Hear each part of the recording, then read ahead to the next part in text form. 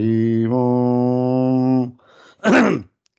सहनाववतो सह नौ भुनक्तो सह वीर्यङ्करवावहै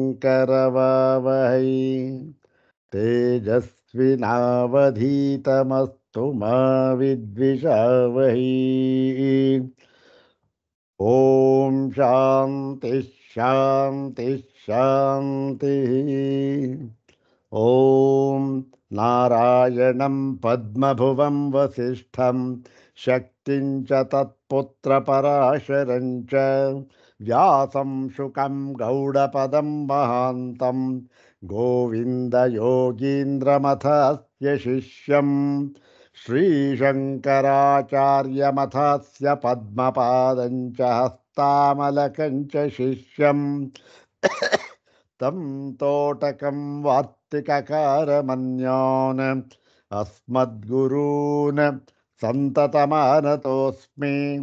शङ्करं शङ्कराचार्यं केशवं बादरायणं सूत्रभाष्यकृतौ वन्दे भगवन्तौ पुनः पुनः। सूत्रभाष्यप्रणेतारौ वेदान्ताब्जप्रभाकरौ वन्दे परस्परात्मानौ बादरायणशङ्करौ। श्रुतिस्मृतिपुराणानाम् आलयं करुणालयं नमामि भगवत्पादं शङ्करं लोकशङ्करं। नमामि भगवत्पादशङ्करं लोकशङ्करं। वन्दे तं सच्चिदानन्दं यतिवर्यं महामतिं वेदवेदान्तसारज्ञं सद्गुरुं प्रणतोऽस्म्यहं। सदाशिवसमारम्भां शङ्कराचार्यमध्यमाम् अस्मदाचार्यपर्यन्तां वन्दे गुरुपरम्पराम्। ॐ नमो ब्रह्मादिभ्यो ब्रह्मविद्यासम्प्रदायकर्तृभ्यो वंशर्षिभ्यो नमो महद्भ्यो नमो गुरुभ्यः। सर्वोपप्लवरहितः प्रज्ञानघनः प्रत्यगर्थो ब्रह्मैवाहमस्मि ब्रह्मैवाहमस्मि। अधीहि भगवो ब्रह्म श्रीमच्छङ्कर भगवत्पूज्यपादमहासद्गुरुभ्यो नमः। श्री श्री सच्चिदानन्देन्द्र सरस्वती सद्गुरुभ्यो नमः। यो ब्रह्माणं विदधाति पूर्वं यो वै वेदांश्च प्रहिणोति तस्मै तग्मदेवमात्मबुद्धिप्रकाशं मुमुक्षुर्वै शरणमहं प्रपद्ये। ॐ शान्ति शान्ति शान्तिः। अग्रे उपस्थितेभ्यः भवद्भ्यः सर्वेभ्यो जिज्ञासुभ्यः हार्दान् प्रणामान् समर्पयामि।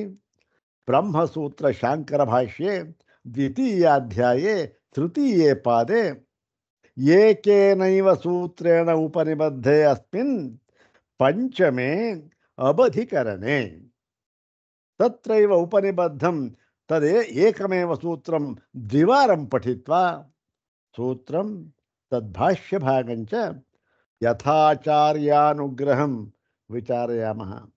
इदं सूत्रं पादादितः एकादशं सूत्रम्।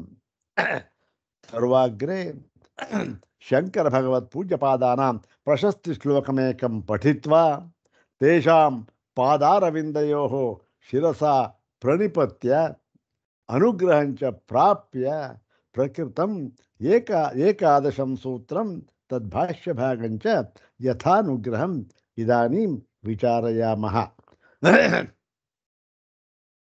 ॐ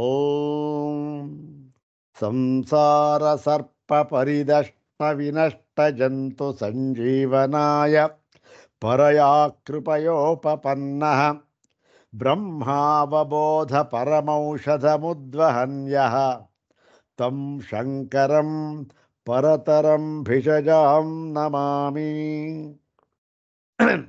ಓಂ ಸಂ ಓಂ ಸಂಸಾರ ಸರ್ಪ ಪರಿದಷ್ಟ ವಿನಷ್ಟ ಜಂತು ಸಂಜೀವನಾಯ ಪರಯಾ ಕೃಪಯೋಪಪನ್ನಃ ಬ್ರಹ್ಮಾವಬೋಧ ಪರಮೌಷಧಮುದ್ವಹನ್ಯಃ ತಂ ಶಂಕರಂ तं शङ्करं परतरं भिषजां नमामि. तं शङ्करं परतरं भिषजां नमामि. अथ श्रीमच्छङ्करभगवतः कृतौ शारीरकमीमांसाभाष्ये द्वितीये अविरोधाध्याये तृतीये पादे पंचमं ಏಕಸೂತ್ರಾತ್ಮಕಂ ಅಬಧಿಕರಣಂ. ಓಂ ಆಪಸ್ತಥಾ ಓಂ ಆಪಃ ಓಂ ಆಪಃ. ಬ್ರಹ್ಮಸೂತ್ರ ಶಾಂಕರ ಭಾಷ್ಯದಲ್ಲಿ 2ನೆಯ ಅಧ್ಯಾಯ 3ನೆಯ ಪಾದ 6ನೆಯ 5ನೆಯ ಅಧಿಕರಣ 11ನೆಯ ಸೂತ್ರ ಓಂ ಆಪಹ ಅಂತಕ್ಕಂಥದ್ದು. ಇದು ಯಾವ ಪ್ರಕರಣ? ಸೃಷ್ಟಿ ಪ್ರಕರಣವನ್ನು ಹೇಳ್ತಾ ಆ ಸೃಷ್ಟಿ ಪ್ರಕರಣದಲ್ಲಿ ನಮಗೆ ತಾತ್ಪರ್ಯವಿಲ್ಲ. ಯಾತಕ್ಕೆ ಅಂದರೆ ಒಂದೊಂದು ಶ್ರುತಿಯಲ್ಲಿ ಒಂದೊಂದು ತರಹ ಸೃಷ್ಟಿಯನ್ನ ಉಪಕ್ರಮಿಸಿದ್ದಾರೆ.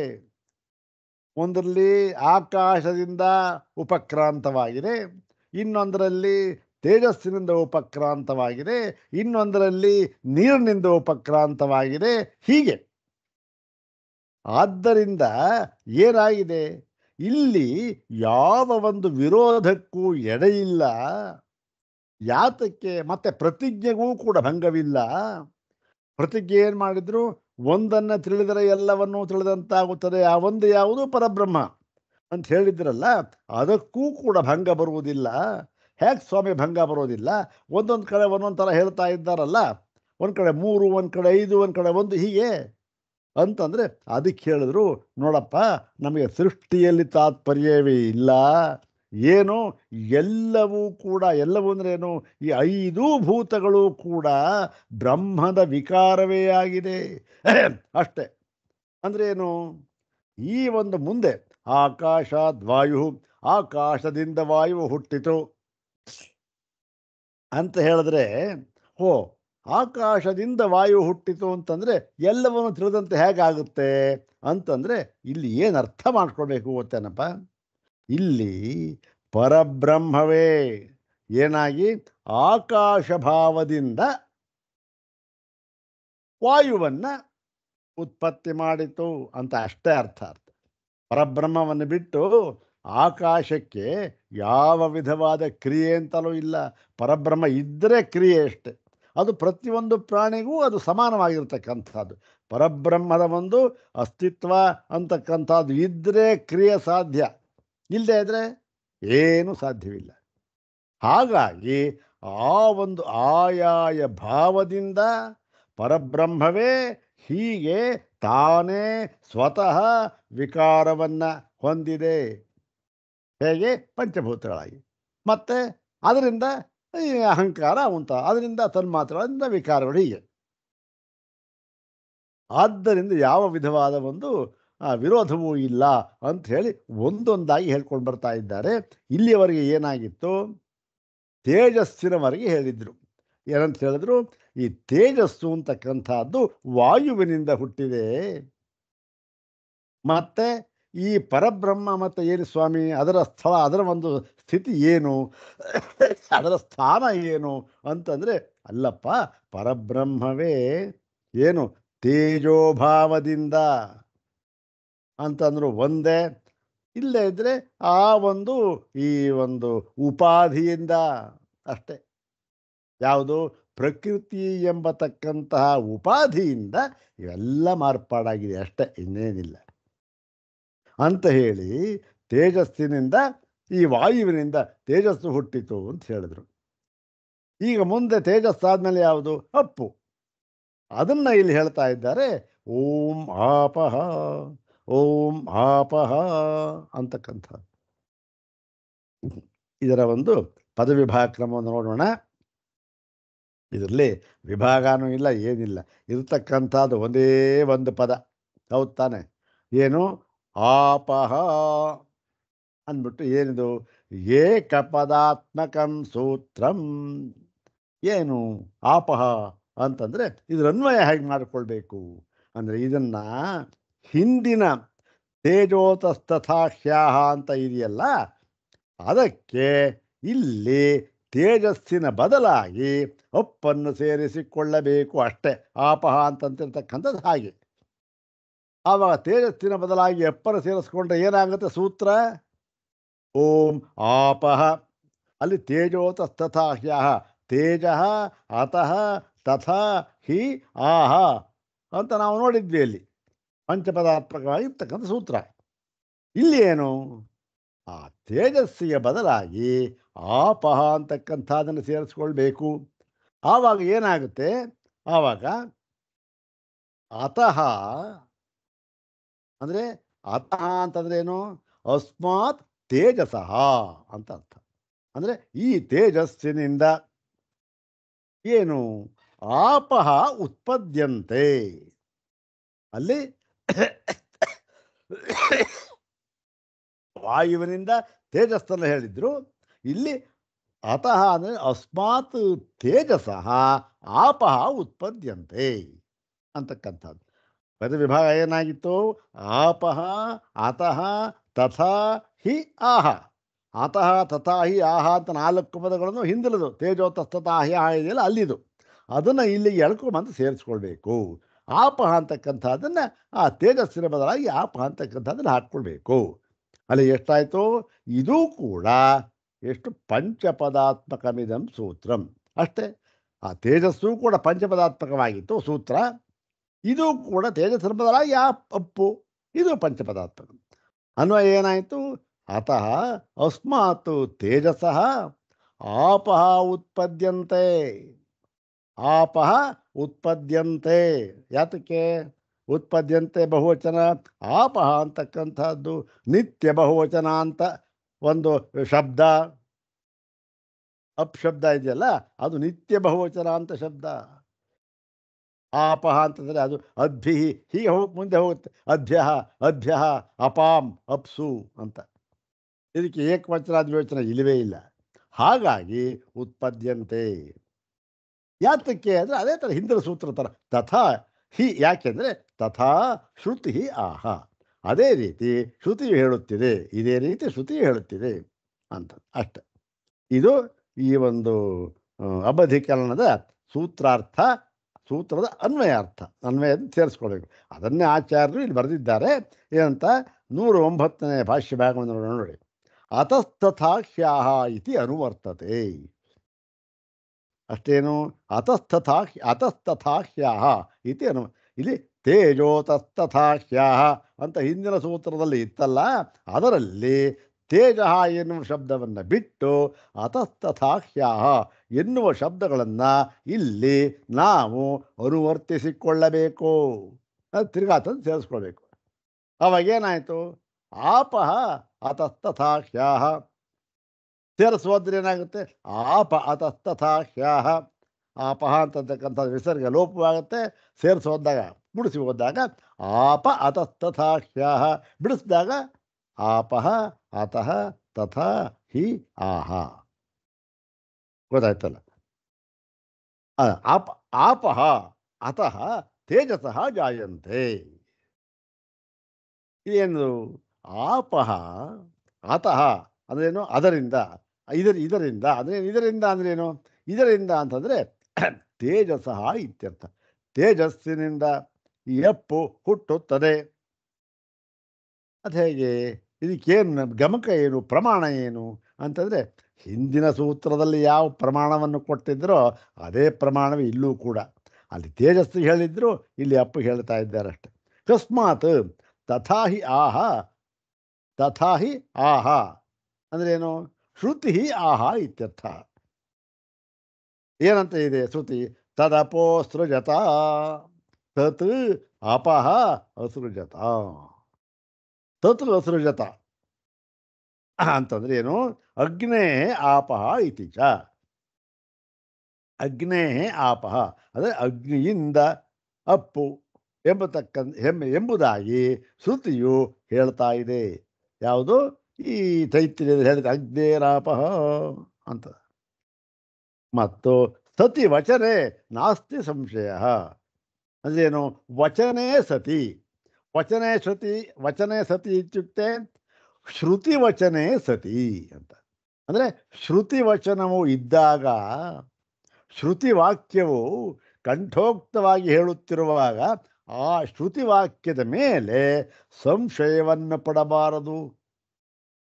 ಆ ಶ್ರುತಿ ವಾಕ್ಯದ ಮೇಲೆ ಸಂಶಯವನ್ನು ಪಡುವುದು ನ್ಯಾಯವಲ್ಲ. ಯಾಕೆ?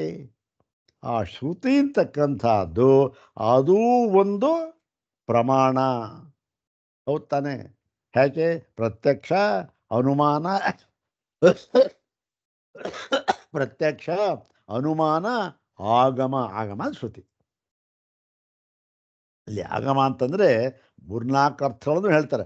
ಆಗಮ ಅಂತಂದರೆ ಆಪ್ತವಾಕ್ಯನೂ ಆಗಬಹುದು, ಆಚಾರ್ಯ ವಾಕ್ಯನೂ ಆಗಬಹುದು. ಅದು ಕೂಡ ಪ್ರಮಾಣವೇ. ಆಚಾರ್ಯ ವಾಕ್ಯ ಅದು ಪ್ರಮಾಣವಲ್ಲ ಅಂತಲ್ಲ. ಯಾಕೆ ಅಂದರೆ ಆಚಾರ್ಯ ವಾಕ್ಯ ಅಂತಂದ್ರು ಒಂದೇ, ಶ್ರುತಿ ವಾಕ್ಯ ಅಂತಂದ್ರು ಒಂದೇ ಅಂತ ಹೇಳಿ ಏನು ಸತಿ ವಚನೆ ನಾಸ್ತಿ ಸಂಶಯ. ಶ್ರುತಿ ವಚನ ಹೇಳ್ತಾ ಇರುವಾಗ ಅದು ಸಂಶಯ ಪಡಬಾರದು. ಏನಂತ? ಓಹೋ ಏನ್ರಿ ತೇಜಸ್ಸಿನಿಂದ ಹುಟ್ಟುತ್ತಾ, ಅಥವಾ ತೇಜಸ್ಸಿನಿಂದ ಹುಟ್ಟಿತು ಅಂದ್ಬಿಟ್ಟು ನಿಮ್ಮ ಪ್ರತಿಜ್ಞೆಗೆ ಏನಾಗುತ್ತೆ? ಭಂಗ ಬಂದ್ಬಿಡ್ತಲ್ಲ. ಇವೆಲ್ಲ ಇರಲಿ, ಅದನ್ನೆಲ್ಲ ಹಿಂದೆ ತರ್ಕಬದ್ಧವಾಗಿ ಹಿಂದಿನ ಸೂತ್ರದಲ್ಲಿ ಆ ಸಂಶಯವನ್ನು ಪರಿಹರಿಸಿದ್ದಾಗಿದೆ. ಇಲ್ಲಿ ಆ ಶ್ರುತಿ ವಾಕ್ಯದಲ್ಲಿ ನಾವು ಸಂಶಯವನ್ನು ಪಡಬಾರದು. ಏನಿದೆಯೋ ಅದನ್ನು ಹಾಗೆ ತಿಳ್ಕೊಳ್ಬೇಕಷ್ಟೆ. ಮತ್ತು ತೇಜಸ್ಸು ಸೃಷ್ಟಿಂ ವ್ಯಾಖ್ಯಾಯ ಪೃಥಿವ್ಯಾ ಪೃಥಿವ್ಯಾ ವ್ಯಾಖ್ಯಾಸ್ಯನ್ ಅಂತ ಇದೆ. ಪೃಥಿವ್ಯಾ ಸೃಷ್ಟಿಂ ವ್ಯಾಖ್ಯಾನ ಸೇರಿಸ್ಕೋಬೇಕು. ಅಂದ್ರೇನು? ವ್ಯಾಖ್ಯಾಸ್ಯನ್ ಅಂದ್ರೇನು? ತೇಜಸ್ಸು ಸೃಷ್ಟಿ. ಈ ತೇಜಸ್ಸಿನ ಸೃಷ್ಟಿಯನ್ನು ಹೇಳಿ, ಎಲ್ಲಿ ಹಿಂದಿನ ಸೂತ್ರ ಹೇಳಿತ್ತು ತೇಜೋ ತಥಾಖ್ಯಾಹ ಅಂತೇನು ಹೇಳಿದ್ರು? ತೇಜಸ್ಸಿನ ಸೃಷ್ಟಿಯನ್ನು ಹೇಳಿದರು. ಏನು? ವಾಯು ವಾಯೋರಗ್ನಿ ಅಂತ ಹೇಳಿದ್ರು, ತೇಜಸ್ಸನ್ನು ಹೇಳಿದ್ರು. ಅಲ್ಲಿ ಏನು? ವಾಯೋರಗ್ನಿ ಅಂತನ್ನುವಾಗ ವಿಸ್ತಾರವಾಗಿ ಹೇಳಿದ್ರು. ವಾಯುವಿನಿಂದ ಅಗ್ನಿ ಅಂದರೆ ವಾಯುವಿನಿಂದಲೋ ಅಥವಾ ಬ್ರಹ್ಮದಿಂದಲೋ ಅಂತ ಸಂಶಯವನ್ನು ಹಾಕ್ಕೊಂಡು ಅದನ್ನು ವಾಯುವಿನಿಂದ ಅಂತ ಹೇಳಿ. ಯಾಕೆ ಅಂದರೆ ಇದು ಈ ವಾಯುವಿನಿಂದ ಅಂತಕ್ಕಂಥದ್ದು ಯದ್ಯಪಿ ಕ್ರಮಾರ್ಥಕವಾಗಿ ಬಂದಿದ್ದರೂ ಕೂಡ, ಕ್ರಮಾರ್ಥಕವಾಗಿ ಬಂದಿದೆ ಅಂತಂತ ಮಾತ್ರಕ್ಕೆ ಏನಾಯಿತು? ನಾವು ಬ್ರಹ್ಮ ಅಂತ ಹೇಳಿ ತರಬೇಕಾದ್ದಿಲ್ಲ. ಇಲ್ಲಿ ಏನಾಗಿದೆ? ಅಪಾದಾನ ವಿಭಕ್ತಿ ಅರ್ಥವನ್ನು ತೆಗೆದುಕೊಳ್ಳಬೇಕು. ವಿಭಕ್ತಿ ಯಾವುದು? ಅಪಾದಾನ ವಿಭಕ್ತಿ ಅರ್ಥ ಆದರೂ ಒಂದೇ, ಕಾರಕಾರ್ಥ ಆದರೂ ಒಂದೇ. ಯಾಕೆಂದರೆ ವಿಭಕ್ತಿ ಅಂತಾನೆ ಕಾರಕ. 6 ಕಾರಕಗಳು. ಅದರಲ್ಲಿ 5ನೆಯದು ಯಾವುದು? ಇದು ಅಪಾದಾನ ಕಾರಕ. ಅಪಾದಾನ ಅರ್ಥವನ್ನು ತೆಗೆದುಕೊಳ್ಳಬೇಕು ಅಂಥೇಳಿ ಹೇಳಿದ್ರಲ್ಲ. ಆ ಒಂದು ತೇಜಸ್ಸಿನ ಸೃಷ್ಟಿಯನ್ನು ವಿಸ್ತಾರವಾಗಿ ಹೇಳಿ ಮತ್ತೆ ಏನಿದ್ರು? ಪೃಥಿವ್ಯಾ ಸೃಷ್ಟಿಂ ವ್ಯಾಖ್ಯಾಸ್ಯನ್. ಓಹೋ, ತೇಜಸ್ಸಾಯಿತು. ಇನ್ನು ಈ ಪೃಥ್ವಿ ಇದೆಯಾ, ಭೂಮಿ, ಆ ಪೃಥ್ವಿಯ ಸೃಷ್ಟಿಯನ್ನು ವ್ಯಾಖ್ಯಾನ ಮಾಡಬೇಕಾಗಿದೆ. ಹೌದು ತಾನೆ? ತೇಜಸ್ಸಾಯಿತು. ತೇಜಸ್ಸಾದ ಮೇಲಿಂದ ಏನು?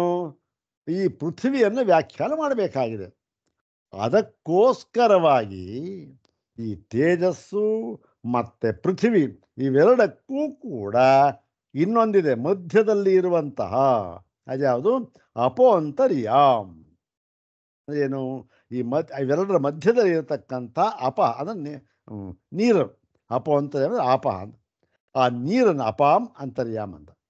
ನೀರಿನ ಒಂದು ಆ ಭಾಗವಿದೆಯಲ್ಲ ಅದನ್ನು ಸೇರಿಸ್ಕೊಳ್ಬೇಕು ಅಂತ ಹೇಳಿ ಏನು ಮಾಡೋದು ಸೂತ್ರಕಾರರು ಇತಿ ಆಪಹ ಇತಿ ಸೂತ್ರಯಾಂ ಬಭೂವ ಆಪಹ ಅತಸ್ತಥಾ ಹ್ಯಾಹ ಎನ್ನುವುದಾಗಿ ಸೂತ್ರವನ್ನು ಮಾಡಿದರು.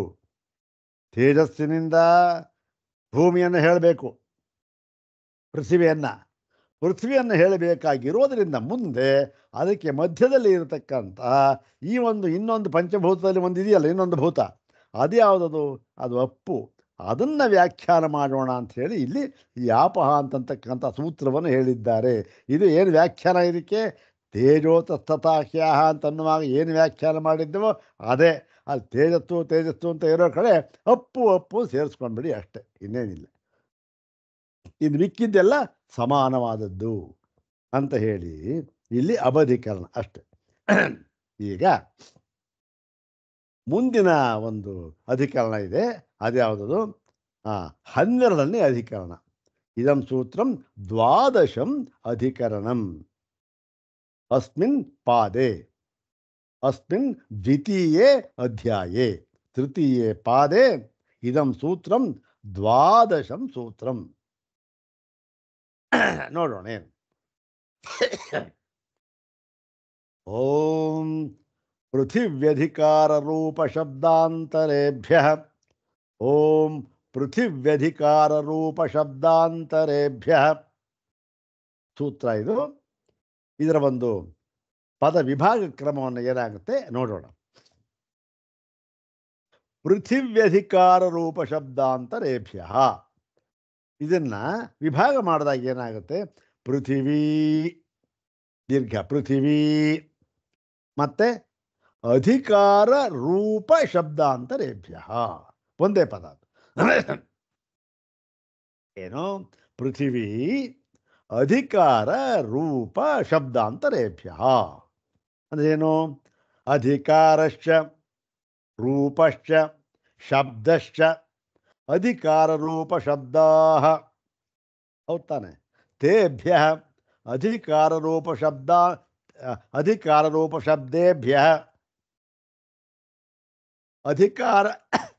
ಶಬ್ದೇಭ್ಯ ಅನ್ಯತ್ ಅಧಿಕಾರ ರೂಪ ಶಬ್ದಾಂತರೇಭ್ಯ. ಅಂದರೆ ಈ ಒಂದು ಅಧಿಕಾರ ರೂಪ ಶಬ್ದಾಂತರ ಅಂದರೆ ಬೇರೆಯ ಶಬ್ದಗಳು ಅಂತ. ಶಬ್ದಾಂತರ ಅಂದರೆ ಅನ್ಯತ್ ಅನ್ಯ ಶಬ್ದಾಂತರಂ ಅಂತ.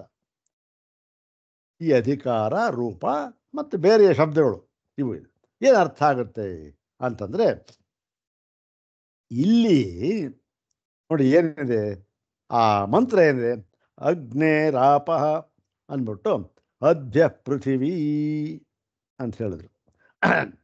ಇಲ್ಲಿ ಅದ್ಯ ಪೃಥಿವೀ ಅಂತಂದರೆ ಈ ನೀರಿನಿಂದ ಪೃಥಿವಿ ಉತ್ಪತ್ತಿಯಾಯಿತು ಅಂತ ಅರ್ಥ. ಪೃಥ್ವಿ ಏನು? ಭೂಮಿ ಆಯಿತು. ಇಲ್ಲಿ ಸಂಶಯ ಬರೋದಕ್ಕೆ ಕಾರಣ ಇದೆ. ಏನು ಸಂಶಯ ಬರೋಕ್ಕೆ ಕಾರಣ ಇದೆ? ಅಲ್ಲ ಸ್ವಾಮಿ, ಪೃಥ್ವಿ ಭೂಮಿ ಆಯಿತು.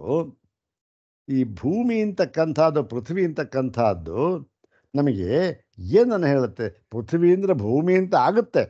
ಆದರೂ ಕೂಡ ಅದರ ವಿವಕ್ಷಿತಾಂಶ ಏನು? ಈ ನಾವು ತಿಂತಕ್ಕಂಥ ಈ ಅನ್ನ ಮುಂತಾದವುಗಳು. ಇದು ಯಾಕೆ? ಈ ಪಂಚಭೂತಗಳಿರ್ತಕ್ಕಂಥದ್ದು ಯಾತಕ್ಕೆ? ಈ ಒಂದು ಮನುಷ್ಯರ ಒಂದು ಜೀವಿತಕ್ಕೋಸ್ಕರ ಇದೆ. ಅದಕ್ಕೆ ಇವೆಲ್ಲ ಬೇಕು. ಆಕಾಶ ಬೇಕು, ವಾಯು ಬೇಕು, ತೇಜಸ್ ಬೇಕು, ನೀರು ಬೇಕು, ಮತ್ತೇನು ಬೇಕು? ಭೂಮಿ ಮಣ್ಣು ತಿನ್ನಕ್ಕಾಗತ್ತಾ? ಅಲ್ಲಿಗೆ ಏನು ಸ್ವಾಮಿ, ಈ ಪೃಥ್ವಿ ಅಂದರೆ ಅನ್ನ ಅಂತ ಅರ್ಥ ಮಾಡಬೇಕು. ಇಲ್ಲದೆ ಹೊಂದೋದಿಲ್ಲ. ಯಾಕೆ? ಜೀವರುಗಳು ಮಣ್ಣು ತಿನ್ನೋಕ್ಕಾಗತ್ತಾ? ಆಗೋದಿಲ್ಲ.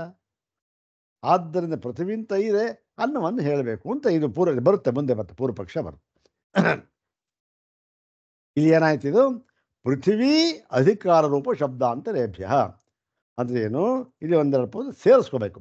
ಪೃಥ್ವಿ ಏವ ಅತ್ರ ಅಸ್ಮಿನ್ ಪ್ರಕರಣೆ. ಈ ಪ್ರಕರಣ ಯಾವ ಪ್ರಕರಣ? ಸೃಷ್ಟಿ ಪ್ರಕರಣ, ಪಂಚಮಹಾಭೂತ ಪ್ರಕರಣ. ಅದರಲ್ಲಿ ಅಸ್ಮಿನ್ ಪ್ರಕರಣ, ಅದರಲ್ಲಿ ಎಲ್ಲಿ? ಅದರಲ್ಲೂ ಕೂಡ ಈ ಛಾಂದೋಗ್ಯ ಮಂತ್ರವನ್ನು ತಗೊಂಡಿದ್ದಾರೆ ಅಲ್ಲಿ ವಿಷಯವಾಕ್ಯವನ್ನಾಗಿ.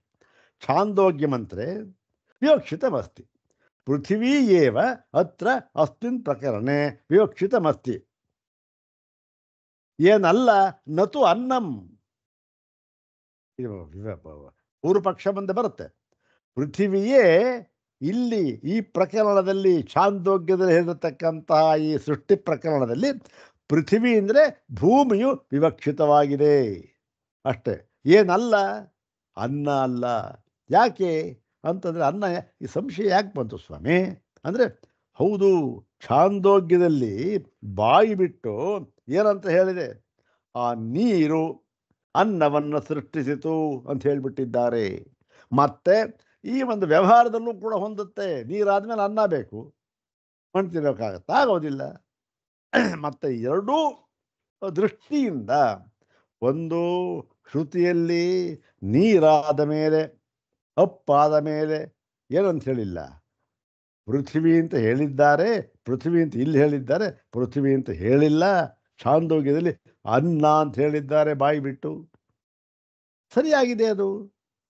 ಅದಕ್ಕೋಸ್ಕರ ಏನು ಸಂಶಯ ಬರುತ್ತೆ, ಅನ್ನ ಇದು ಪೃಥ್ವಿ ಅದನ್ನ ಅನ್ನ ಹೇಳಿದ್ದಾರೆ, ಪೃಥ್ವಿ ಅಂದ್ರೆ ಏನು ಅರ್ಥ ಮಾಡ್ಬೇಕು ನಾವು, ಅನ್ನ ಅಂತ ಅರ್ಥ ಮಾಡಬೇಕು ಅಂತ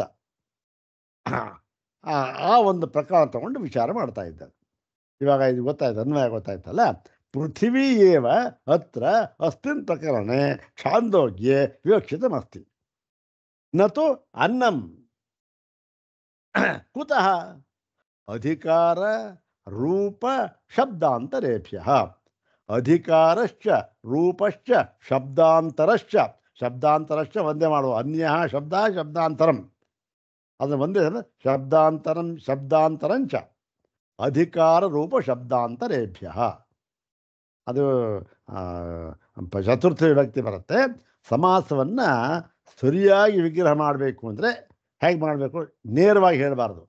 ಅಧಿಕಾರಶ್ಚ ರೂಪಶ್ಚ ಶಬ್ದಾಂತರಂಚ ಏನು, ಅಧಿಕಾರ ರೂಪ ಶಬ್ದಾಂತರಾಣಿ ಅಂತ ಹೇಳಬೇಕು. ಯಾಕೆ ಅಧಿಕಾರ ಅಂತಕ್ಕಂಥದ್ದು ಯದ್ಯಪಿ ಪುಲ್ಲಿಂಗ ಆದರೂ ಕೂಡ ಈ ಶಬ್ದಾಂತರಂ ಅಂತಕ್ಕಂಥ ಕೊನೆಯ ಪದ ನಪುಂಸಕಲಿಂಗವಾದ್ದರಿಂದ ಕೊನೆಯ ಪದದ ಬಹುವಚನವನ್ನೇ ಹೇಳಬೇಕು.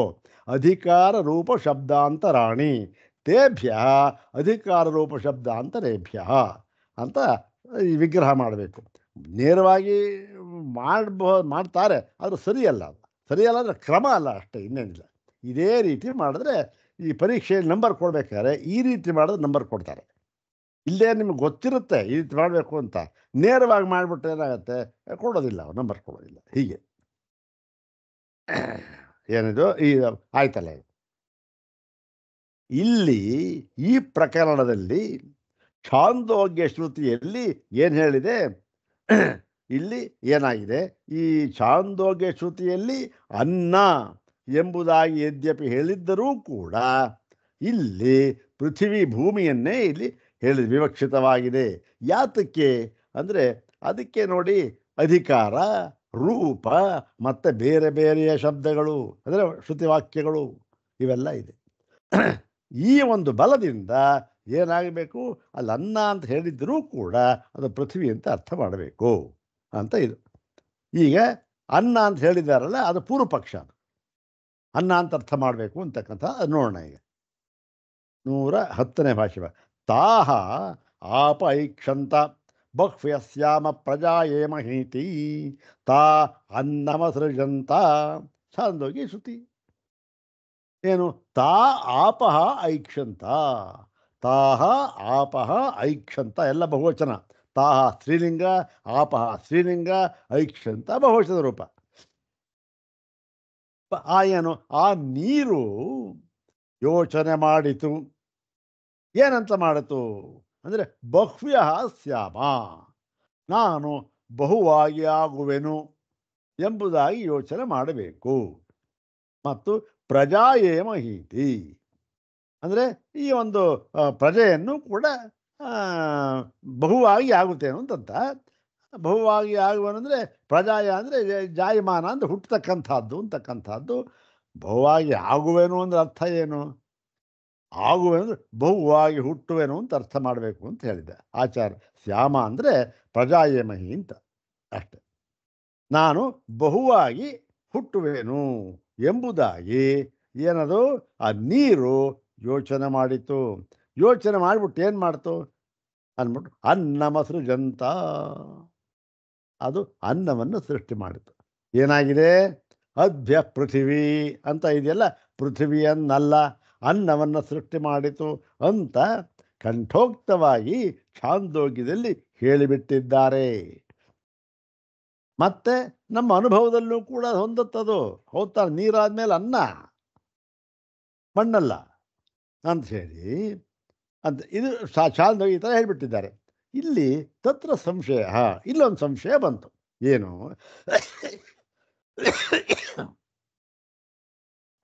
ಕಿಂ ಅನೇನ ಅನ್ನ ಶಬ್ದೇನ ವ್ರೀಹೀಯವಾದಿ ಅಭ್ಯವಹಾರ್ಯಂಚ ಓದನಾದಿ ಉಚ್ಯತೆ ಕಿಂ ವಾ ಪೃಥಿವಿ ಇತಿ. ಸುಲಭವಾಗಿ ನೋಡಿ ಹೇಗಿದೆ ಈ ವಾಕ್ಯ ರಚನೆ. ಸಂಸ್ಕೃತ ಅನ್ನೋದು ಈ ಏನು ಪ್ರಥಮ ಓದ್ತಾ ಇದ್ರೂ ಅರ್ಥ ಆಗ್ಬಿಡುತ್ತೆ. ತತ್ರ ಸಂಶಯದಲ್ಲಿ ಸಂಶಯ ಬಂತದ್ದು. ಏನು? ಈ ಅನ್ನ ಶಬ್ದದಿಂದ ಅನೇನ ಅನ್ನ ಶಬ್ದೇನ, ಈ ಅನ್ನ ಶಬ್ದ, ಅನ್ನ ಇದೆಯಲ್ಲ, ಏನು ತಾ ಅನ್ನ ಮಸೃಜಂತ ಅಂತ ಇದೆಯಲ್ಲ, ಈ ಅನ್ನ ಶಬ್ದದಿಂದ ನಾವು ಏನನ್ನು ತೆಗೆದುಕೊಳ್ಬೇಕು? ವ್ರೀಹೀಯವಾದಿ ಅಭ್ಯವಹಾರ್ಯಂ. ಅಭ್ಯವಹಾರ ಅಂದರೆ ತಿಂತಕ್ಕಂಥದ್ದು. ಭುಜಿ ಪಾಲನಾಭ್ಯವಹಾರಯೋಹೋ ಅಂತ ಸೂತ್ರ ಇದೆಯಲ್ಲ, ಅದು ಭೋಜ್ಯ ಅಂತಕ್ಕಂಥದ್ದು. ಭೋಜ್ಯ ಯಾವುದು ಅಂದರೆ, ಭೋಜ್ಯ ಅಂದ್ರೇನು? ತಿಂತಕ್ಕಂಥ, ತಿನ್ನುವುದಕ್ಕೆ ಯೋಗ್ಯವಾದದ್ದು. ಯಾವುದದು? ವ್ರೀಹೀಯವಾದಿ. ಭತ್ತ, ಜವೆ, ಗೋಧಿ ಮುಂತಾದವುಗಳು. ಏನು ಬೇಕಾದ್ರೂ ತಿಂತಕ್ಕಂಥ, ಭತ್ತ, ರಾಗಿ, ಜೋಳ ಏನು ಬೇಕಾದ್ರೂ ಆಗ್ಬೋದು. ಇದು ಅಭ್ಯವಹಾರ್ಯ. ಇದನ್ನು ತಗೊಳ್ಬೇಕಾ ಅನ್ನ ಶಬ್ದದಿಂದ? ಅಥವಾ ಏನು? ಅಥವಾ ಕಿಂವ ಪೃಥಿವಿ ಇತಿ, ಭೂಮಿಯನ್ನು ತೆಗೆದುಕೊಳ್ಬೇಕು. ಯಾಕೆ? ಅಭ್ಯ ಪೃಥಿವಿ ಅಂತಲೂ ಹೇಳಿದ್ದಾರೆ. ಮತ್ತು ಇಲ್ಲಿ ಅಭ್ಯ ಅನ್ನಂ ಅಂತಲೂ ಹೇಳಿದ್ದಾರೆ. ಯಾವುದು ತಗೋಬೇಕು ಅಂತ ಸಂಶಯ ಉಚ್ಯತೆ. ಅಲ್ಲಿ ತತ್ರ ಪ್ರಾಪ್ತಂ ತಾವತ್ ವ್ರೀಹೀಯವಾದಿ ಓದನಾದಿವ ಪರಿಗೃಹೀತವ್ಯಂ ಇತಿ. ತತ್ರ ಪ್ರಾಪ್ತಂ ತಾವತ್. ತಾವತ್ ಅಂದರೆ ಮೊದಲಿಗೆ ನಮಗೇನು ತೋರುತ್ತೆ ಅಂದರೆ, ಏನು ನಮಗೆ ಗೊತ್ತಾಗುತ್ತೆ ಅಂದರೆ, ವ್ರೀಹೀಯವಾದಿ ಇದೇ ಈ ಭತ್ತ, ಗೋಧಿ, ರಾಗಿ, ಜೋಳ ಇಂತಕ್ಕಂಥದ್ದು. ಓದನಾದಿ ತಿಂತಕ್ಕಂಥ ಪದಾರ್ಥಗಳು, ಆಹಾರಗಳು, ಅದನ್ನು ತಗೊಳ್ಬೇಕು, ಭೂಮಿಯನ್ನಲ್ಲ ಅಂತ ಗೊತ್ತಾಗುತ್ತೆ. ಯಾಕೆ? ಅದು ಹೇಳಿದ್ವಲ್ಲ, ನೀರಾದ ಮೇಲೆ ಏನು ಬೇಕು ಮನುಷ್ಯನಿಗೆ? ಅನ್ನ ಬೇಕು, ಮಣ್ಣಲ್ಲ. ಇದು ಮೊದಲಿಗೆ ಇಲ್ಲ ಅನ್ನ ಅಂಥೇಳಿ ಈ ಓದನ ಅಂದರೆ ಅನ್ನ ಅಂತಕ್ಕ ತಿಂತಕ್ಕಂಥ ಪದಾರ್ಥವನ್ನು ತೆಗೆದುಕೊಳ್ಬೇಕು ಅಂತ. ತತ್ರ ಹಿ ಅನ್ನ ಶಬ್ದ ಪ್ರಸಿದ್ಧೋ ಲೋಕೆ. ಈಗ ಈ ಒಂದು ಲೋಕದಲ್ಲೂ ಕೂಡ ಈ ಅನ್ನ ಶಬ್ದದಲ್ಲಿ ಪ್ರಸಿದ್ಧವಾಗಿದೆ. ಮತ್ತೆ ವಾಕ್ಯಶೇಷೋಪಿ ಏತಮರ್ಥಂ ಉಪೋದ್ಬಲಯತಿ. ಮತ್ತೆ ವಾಕ್ಯಶೇಷ, ಈ ಕೊನೆ ವಾಕ್ಯ ಇದೆಯಲ್ಲ, ಇದು ಮುಕ್ತಾಯವಾಗತಕ್ಕಂಥ ವಾಕ್ಯ, ಉಪಸಂಹಾರ ರೂಪವಾದ ವಾಕ್ಯ. ಅಲ್ಲೂ ಕೂಡ ಅದನ್ನು ನೋಡಿದರೂ ಕೂಡ ಇಲ್ಲ ಅನ್ನವನ್ನೇ ತೆಗೆದುಕೊಳ್ಳಬೇಕು ಎಂಬುದಾಗಿ ಗೊತ್ತಾಗುತ್ತೆ. ಅದೂ ಕೂಡ ಈ ಒಂದು ಈ ನೀರು ಅನ್ನವನ್ನು ಸೃಷ್ಟಿಸಿತು ಅಂದರೆ ಇದು ತಿಂತಕ್ಕಂಥ ಅನ್ನ ಅಂತ ತೆಗೆದುಕೊಳ್ಬೇಕು ಅಂಥೇಳಿ ಅದರಿಂದಲೂ ಗೊತ್ತಾಗ ವಾಕ್ಯಶೇಷ ಮುಂದೆ ಬಂದಿದೆಯಲ್ಲ, ಅದರಿಂದಲೂ ಗೊತ್ತಾಗುತ್ತೆ. ಯಾವುದು ವಾಕ್ಯ ಅದನ್ನು ಹೇಳ್ತಾರೆ. ತಸ್ಮಾತ್ ಯತ್ರ ಕ್ವಚ ವರ್ಷತಿ ತದೇವ ಭೂಯಿಷ್ಠಮನ್ನಂ ಭವತಿ ಅಂಥೇಳಿ. ಆದ್ದರಿಂದ ಎಲ್ಲಿಯೇ ಆಗಲಿ, ಎತ್ರ ಕ್ವಚ ಅಂದರೆ ಎಲ್ಲಿಯೇ ಆಗಲಿ, ಯಾವ ಭೂಮಿ ಎಲ್ಲಿ ಬೇಕಾದ್ರೂ ಆಗಲಿ, ಎಲ್ಲೇ ಆಗಲಿ, ಅದೇನು ವರ್ಷಂ ಭವತಿ, ವರ್ಷತಿ, ಎಲ್ಲಿ ಮಳೆ ಚೆನ್ನಾಗಿ ಆಗುತ್ತೋ ಅಲ್ಲಿ ಏನಾಗುತ್ತೆ? ಭೂಯಿಷ್ಠಂ ಅನ್ನಂ ಭವತಿ, ಅಲ್ಲಿ ಈ ಧಾನ್ಯ ಅಂತಕ್ಕಂಥದ್ದು ಚೆನ್ನಾಗಿ ಬೆಳೆಯುತ್ತೆ. ಧಾನ್ಯ ಅಂತಕ್ಕಂಥದ್ದು ಅಂದ್ರೇನು? ಇಲ್ಲಿ ವ್ರೀಹೀಯವಾದ್ಯೇವಹಿ ಸತಿ ವರ್ಷಣೆ ಬಹುಭವತಿ ನ ಪೃಥಿವಿ ಇತಿ. ಅಂದರೆ ಮಳೆ, ನೀರು, ಅಪ್ಪೋದು ನೀರು, ಮಳೆ ಬಂತು, ನೀರು ಬಹಳವಾಗಿದ್ದರೆ ಬಹಳವಾಗಿ ಚೆನ್ನಾಗಿ ಬಂದರೆ ಏನಾಗುತ್ತೆ? ಆ ನೀರಿನಿಂದ ಅಂದರೆ ಏನು? ಮಳೆಯಿಂದ, ಮಳೆ ನೀರು ತಾನೆ, ನೀರಿನಿಂದ ಏನಾಗುತ್ತೆ ಅಂದರೆ ಈ ಒಂದು ವ್ರೀಹೀಯವಗಳು ಬಹುವಾಗಿ ನಮಗೆ ಒದಗುತ್ತೆ ಅಷ್ಟೇ ಹೊರತು ಏನಲ್ಲ, ಮಣ್ಣಲ್ಲ, ಭೂಮಿಯಲ್ಲ. ಅಂದ್ರೆ ಏನು? ಅದ್ಭ್ಯ ಪೃಥ್ವಿ ಅಂತ ಇದೆ ಇಲ್ಲಿ. ತಾ ಅನ್ನ ತಾ ಆಪಹ ಅಸೃಜತ ಅಂತ ಇದೆಯಲ್ಲ, ಅದಕ್ಕೆ ಏನಾಗಿದೆ?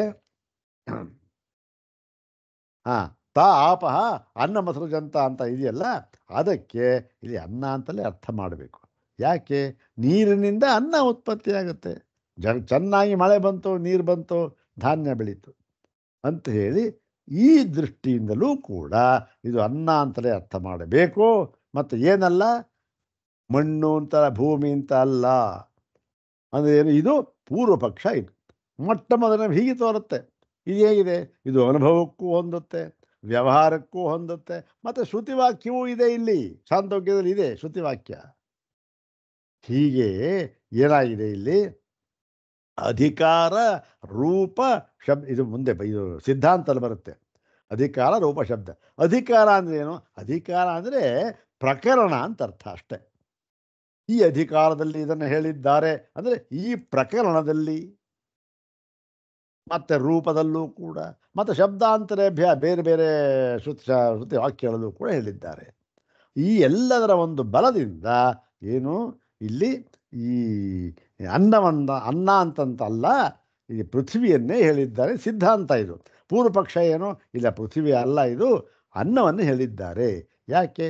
ಶ್ರುತಿ ಇದೆ, ಮತ್ತೆ ವ್ಯವಹಾರಕ್ಕೂ ಹೊಂದುತ್ತೆ ಇದು, ಮತ್ತೆ ಅನುಭವದಲ್ಲೂ ಇದೆ ಅಂಥೇಳಿ ಈ ಪೂರ್ವ ಪಕ್ಷ. ಈಗ ಸಿದ್ಧಾಂತ ಏನು ಹೇಳ್ತಾರೆ? ಇದು ಇಲ್ಲ ಇಲ್ಲ, ಇಲ್ಲಿ ಪೃಥ್ವಿ ಅಂತಲೇ ತಗೊಳ್ಬೇಕು ಅಂದ್ಬಿಟ್ಟು ಆ ಅನ್ನಕ್ಕೇನು ಸ್ಥಾನ? ಹಾಗಾದರೆ ಅಂದರೆ ಅನ್ನಕ್ಕೇನು ಸ್ಥಾನ ಆಗುತ್ತೆ? ಆ ಪೃಥ್ವಿಯನ್ನೇ, ಯಾವುದು? ಆ ಭೂಮಿಯನ್ನೇ ಏನಾಗಿದೆ ಇಲ್ಲಿ ಇನ್ನೊಂದು ರೂಪದಿಂದ ಅನ್ನ ಅಂತ ಕರೆದಿದ್ದಾರೆ ಅಷ್ಟೇ. ಇಲ್ಲಿ ನಿಜವಾಗಿ ಹೇಳಿರತಕ್ಕಂಥದ್ದು ಅದ್ಭ್ಯ ಪೃಥಿವಿ ಅದೇ.